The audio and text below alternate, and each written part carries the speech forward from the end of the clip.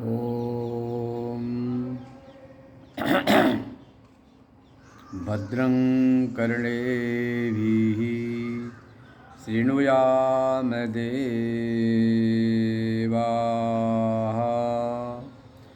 भद्रं पश्येमाक्षभिर्यजत्राः स्थिरैरङ्गैस्तुष्टुवाग्वंशस्तेनोभिर्व्यसेमदेवहितं यदायुः स्वस्ति न इन्द्रो वृद्धश्रवाः स्वस्ति न पूषा विश्ववेदाः स्वस्ति नस्तार्क्ष्यो अरिष्टनेमिः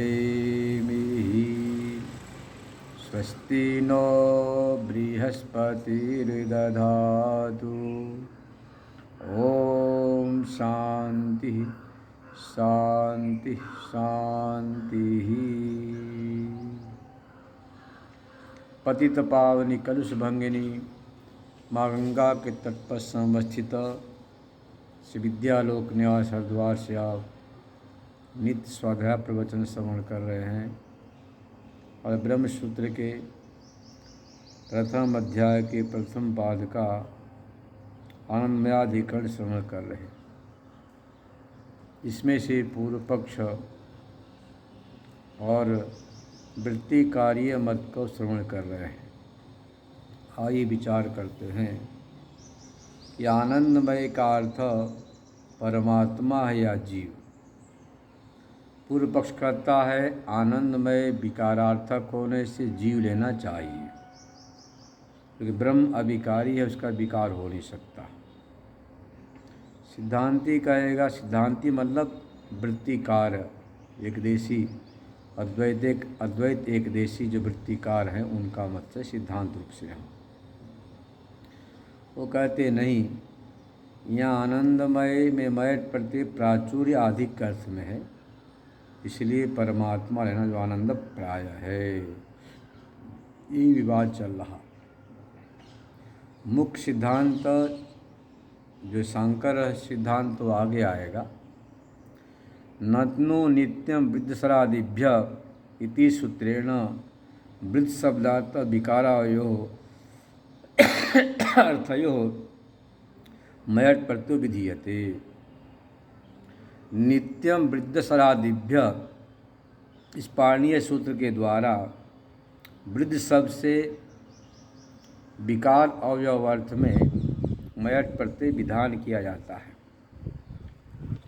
यस्य समुदायस्य च मध्य आदि वृद्धि स्यात्तद् वृद्ध संज्ञस्य। जिस समुदाय के अच के मध्य में से आदि वृद्धिवाचक शब्द होता है उसकी वृद्ध संज्ञा होता है, सब जानते ही है। वृद्धि यस्य च मादि तद्वृद्ध संज्ञम स्यात् सूत्र है। वृद्धि यस्य च मादि तद्वृद्धम, प्रथम अध्याय के प्रथम पाद का 73 सूत्र। इति सूत्रेण आनंद शब्द वृद्ध संज्ञो भवति। इस शब्द से आनंद शब्द वृद्ध संज्ञक हो जाता है। वृद्धात् आनंद शब्दात् विकारार्थे नित्यम वृद्धसरादिभ्य सूत्रेण वै प्रत्ययो विधीयते। वृद्ध संज्ञक जो आनंद शब्द है उसका विकारार्थ में नित्यम वृद्धसरादिभ्य इस सूत्र के द्वारा मय प्रत्यय हो जाएगा। तथा च आनंदमय इत्यत्र आनंद विकार इत्यर्थो वक्तुम शक्यते। आनंदमय इसमें आनंद का विकार है ऐसा अर्थ हम कह सकते हैं। ब्रह्मण आनंद विकारत्व भावात् न आनंदमय परमात्मति आक्षिप्ति पूर्व पक्ष। पूर्व पक्षता देखो जी, ब्रह्म आनंद का विकार हो नहीं सकता है क्योंकि अविकारी ब्रह्म है, इसलिए आनंदमय परमात्मा है ऐसा नहीं कह सकते, जीव ही है। इस प्रकार से पूर्व पक्ष ने आक्षेप किया। तब जो है कहते हैं विकार शब्दात नित्य चेत।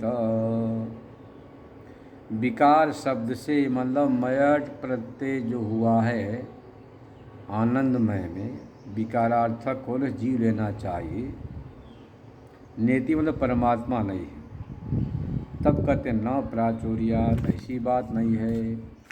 हम मयट प्रत्यय प्राचुर अर्थ में करने से परमात्मा ही है। पर प्राचुर्यार्थ मतलब प्राचुर्यार्थक मयट होने से यहाँ पर विकारार्थक नहीं है, इसलिए परमात्मा लेना ऐसा वृत्तिकार्य मत है।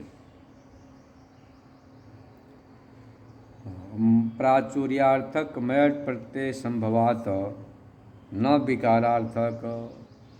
पूर्व पक्ष ने विकार अर्थ में किया था, यहाँ वृत्तिकार्य जो मत है वह प्राचुर्यार्थ में करते हैं।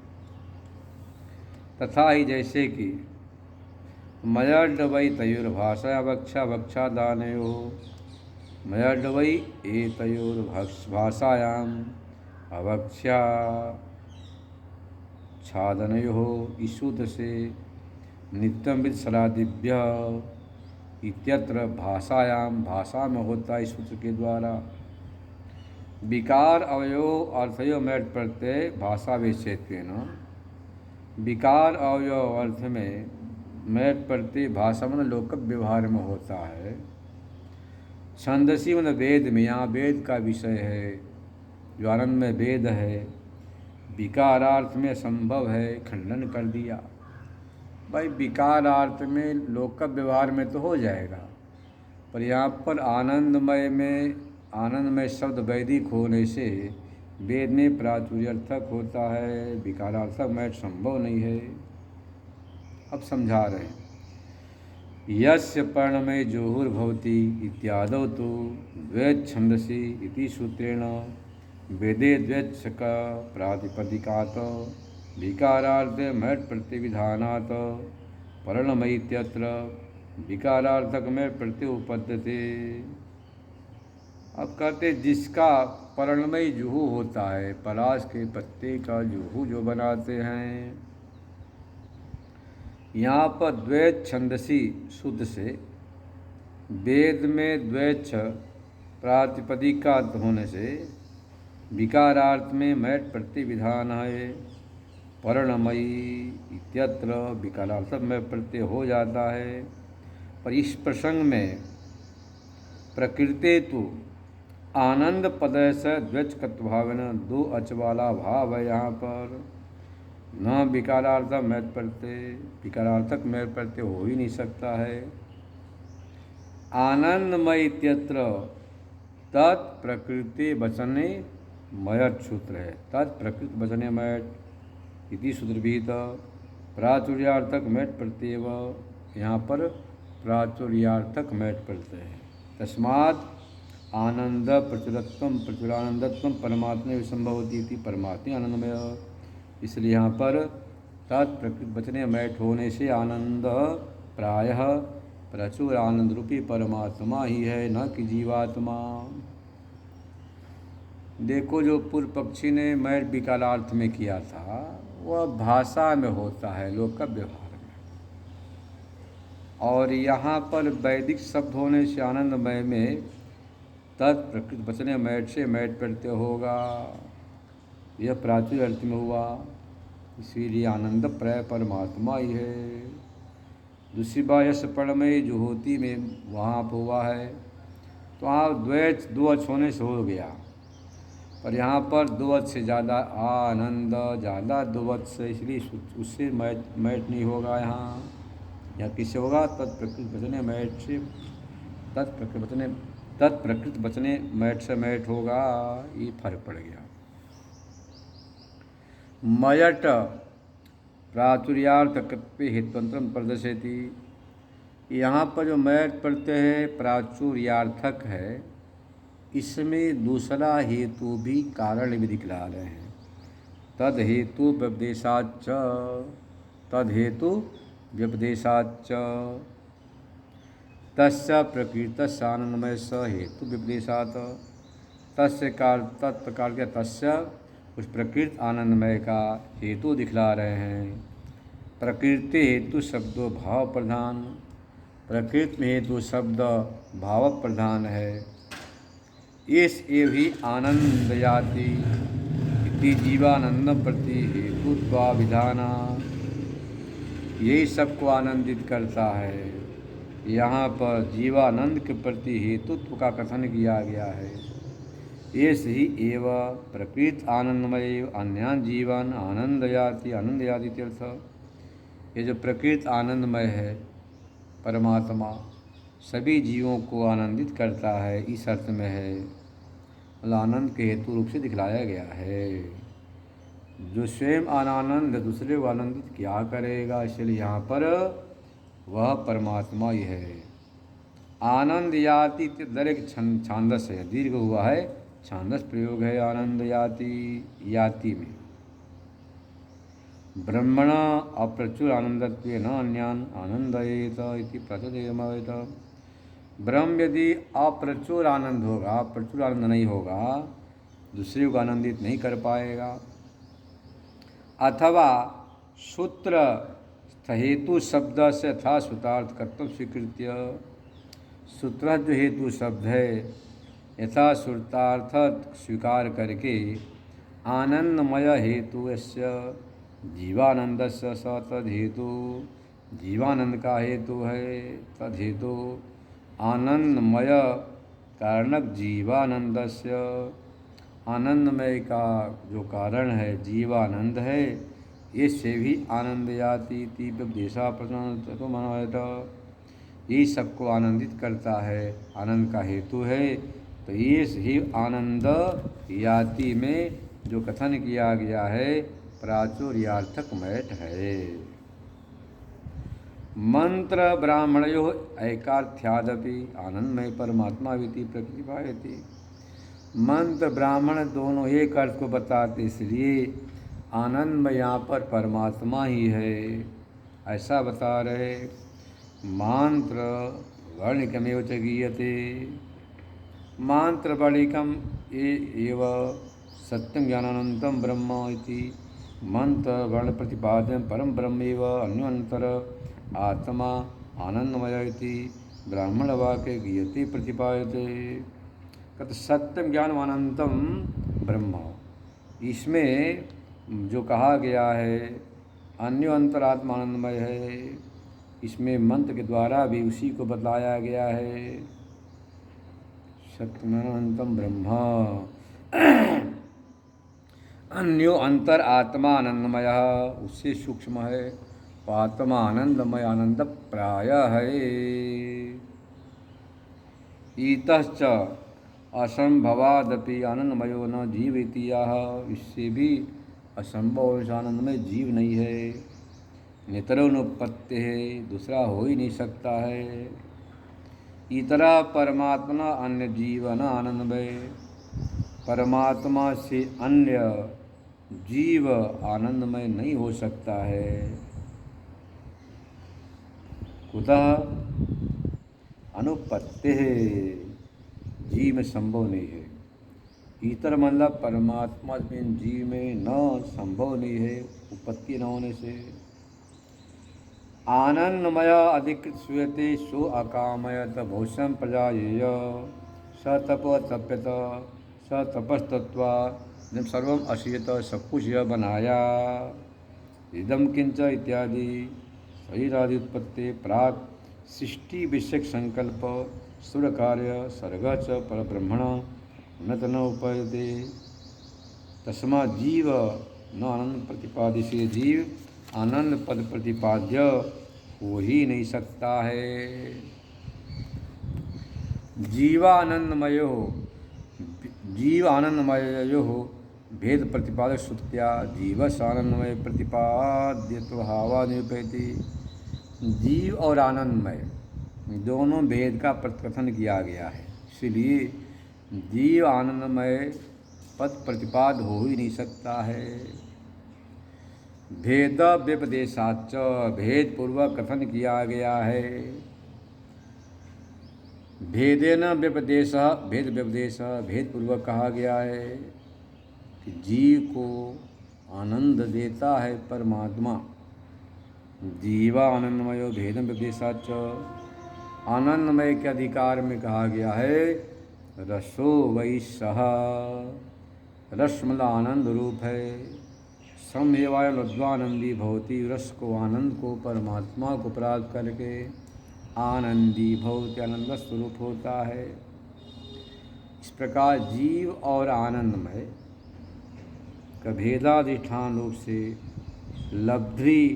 लब्धव्य भावस्य विपदेशाच, आनंदमयो न जीव, आनंदमय जीव नहीं है बल्कि परमात्मा ही है।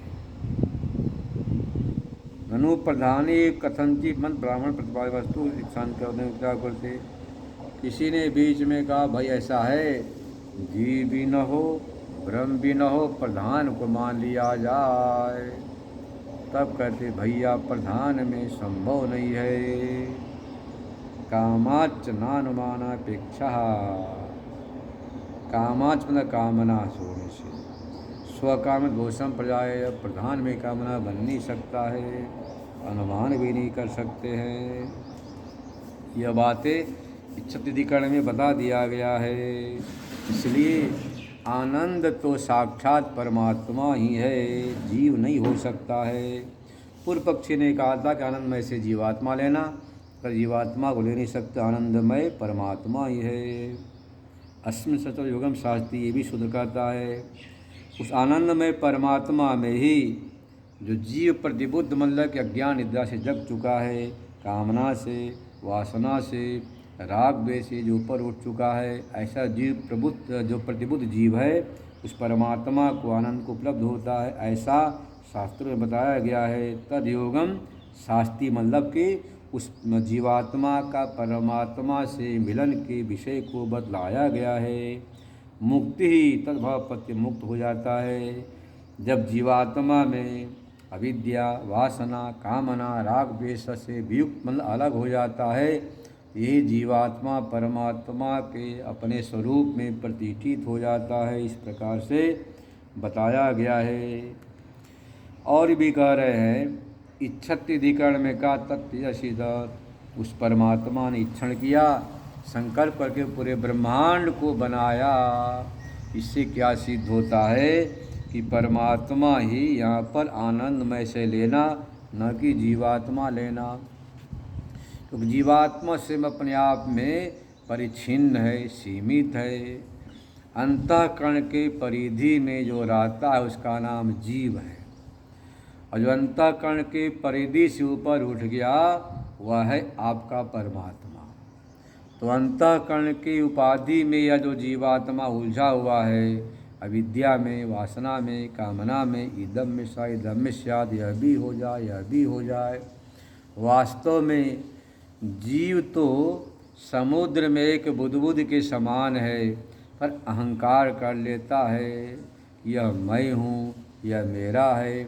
इसी अहंकार से जीवात्मा परमात्मा से अलग होकर संसार में भटक रहा है, दुखी हो रहा, सुखी हो रहा।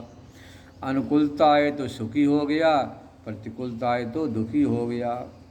अब नारद जी के जीवन में देखिए, माँ का शरीर छूट जाता है तो नारद जी क्या करते हैं कि भगवान की बहुत बड़ी कृपा कि माँ के ममता रूपी बंधन से भी मुक्त कर दिया परमात्मा।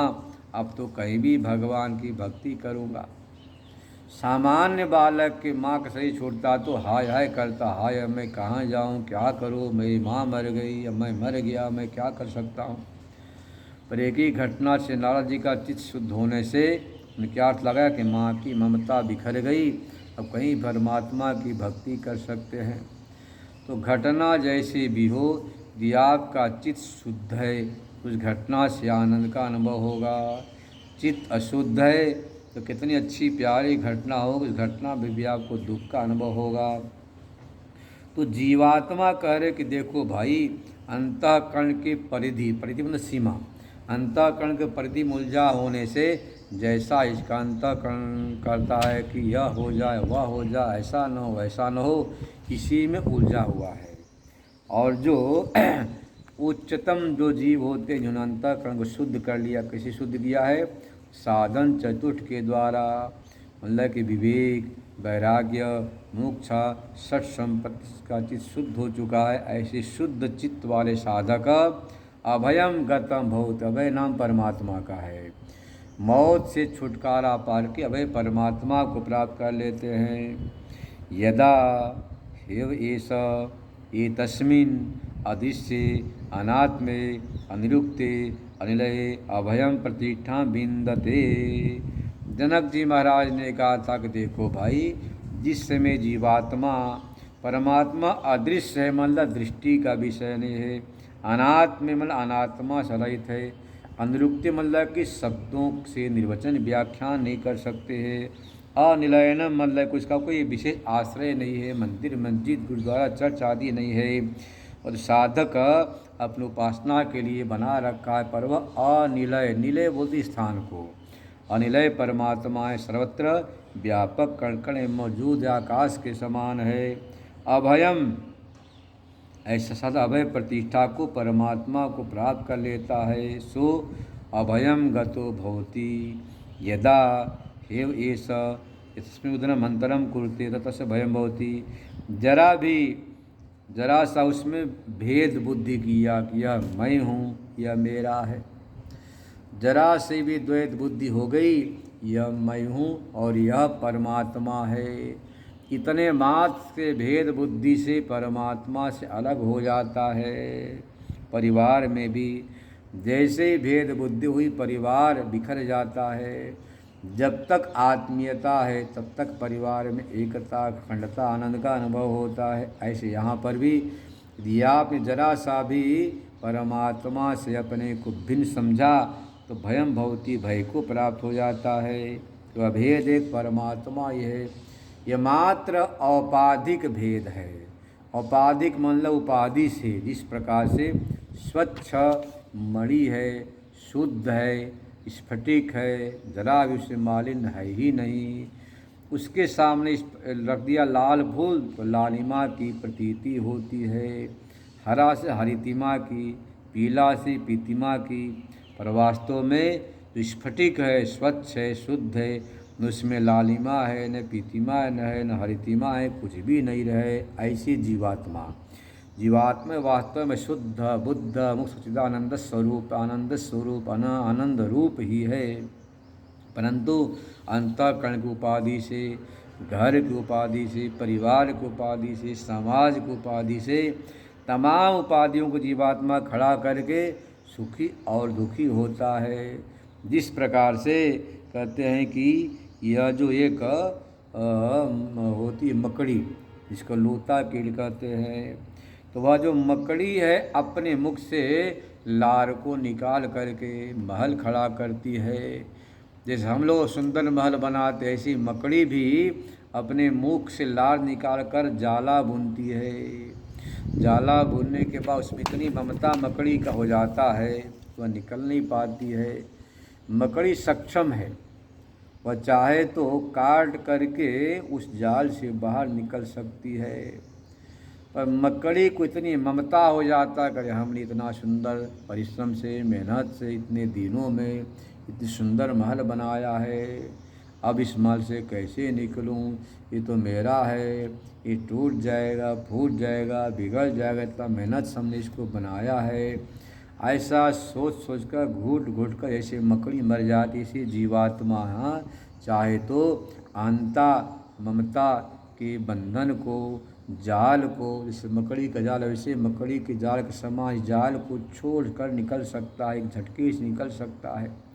और जीवात्मा भी मकड़ी के समान अपने बुने हुए जाल में, प्लानों के पुलिंदा में, प्लानों के पुलिंदा में इतना उलझ जाता है कि छोड़ नहीं पाता है। फिर क्या करता, रे मेरा घर है, ये मेरा मकान है, ये मेरे परिवार है, ये मेरे बच्चे हैं, ये मेरे गुरु भाई हैं, इन तमाम जो है उपाधियों में यह जीवात्मा उलझ करके इस अमूल्य शरीर को नष्ट कर देता है, फिर पश्चाताप करता है। गर्भोपनिषद में बताया गया है कि जब जीवात्मा गर्भ में होता है बार बार प्रार्थना करता है। यदि योनियां प्रमुच्चे हम तदा शिवम भजाम्यहम, यदि गर्भ से बाहर निकलूँगा भगवान शंकर का ध्यान करूँगा। यदि योनियां प्रमुच्चे हम सांख्य यूँगा बसे, यदि गर्भ से बाहर आऊँगा सांख्य का, योग का, परमात्मा का, नारायण का शरण लूँगा, दोबारा संसार में नहीं आऊँगा।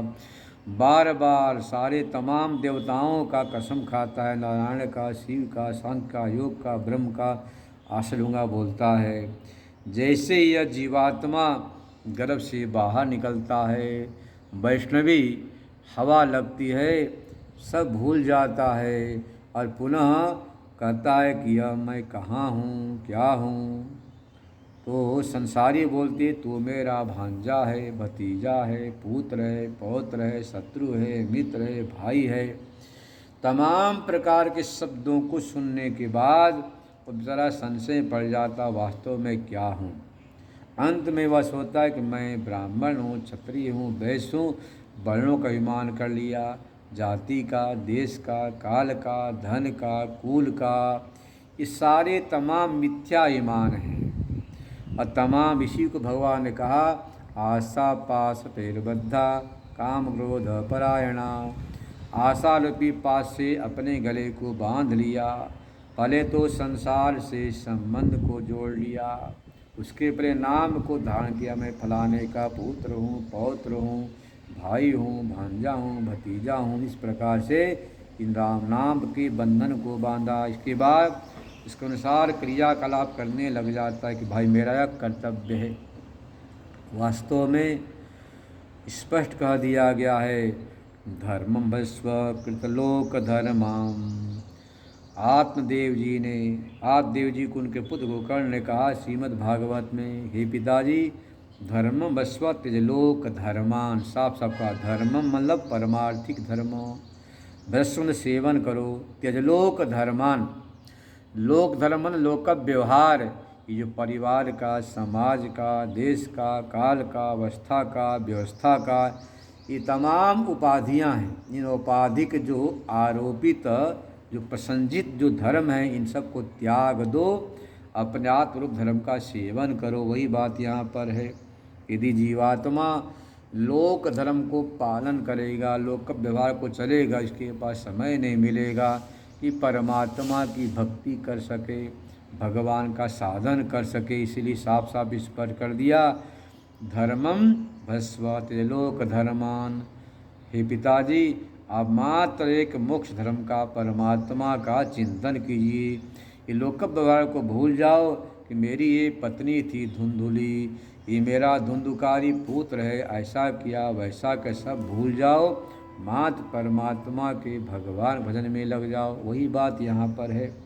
तो जीवात्मा जब तक इस मकड़ी के जाल में उलझा हुआ है तब तक शांति नहीं मिल सकती है। जिस प्रकार से मकड़ी सक्षम है जाल को वह तोड़कर बाहर निकल सकती पर निकल नहीं पाती, क्योंकि क्या सोचती कि यह इतना प्यारा सुंदर मेहनत से परिश्रम जाल बनाया, कैसे इसको तोड़कर बाहर निकलूँ। ऐसे यहाँ पर जीवात्मा क्या सोचता है कि मैं नहीं रहूँगा तो कैसे चलेगा, मेरे बिना मठ मंदिर आश्रम कैसे चलेंगे, धर्मशाला गौशाला पाठशाला कैसे चलेंगे, घर परिवार कैसे चलेगा।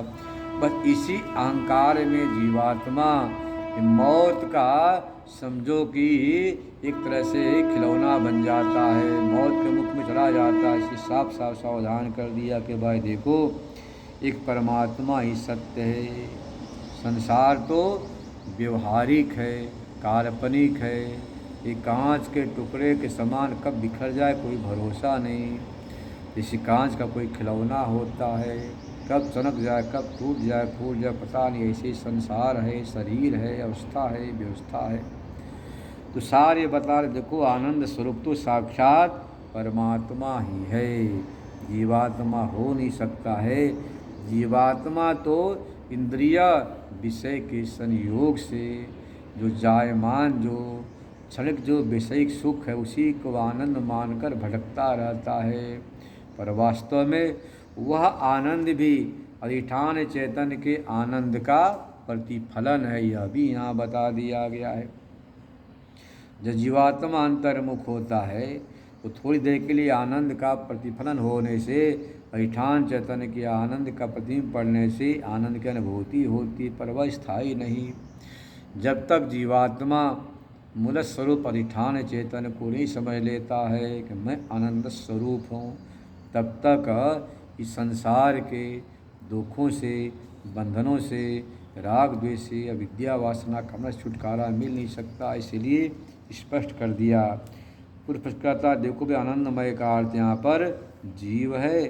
सिद्धांति का कि ब्रह्मानंदमय उपास्ति, यहाँ आनंदमय का अर्थ ब्रह्म। इस प्रकार से वृत्तिकार और पूर्व पक्ष के मत को दिखलाया।